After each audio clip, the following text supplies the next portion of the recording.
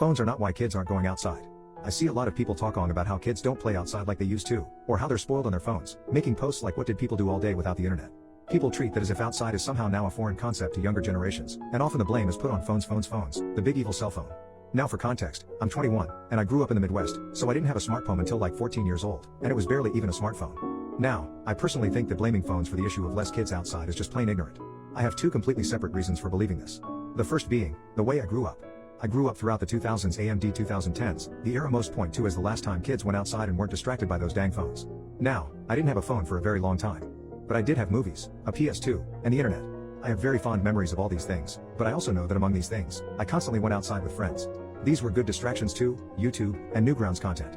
Still, we went outside a lot, and had to knock on each other's doors to see who was available. The second reason is that people assume kids don't want to go outside. Personally, I see kids playing outside in my neighborhood all the time. Well, when it's not 105 degrees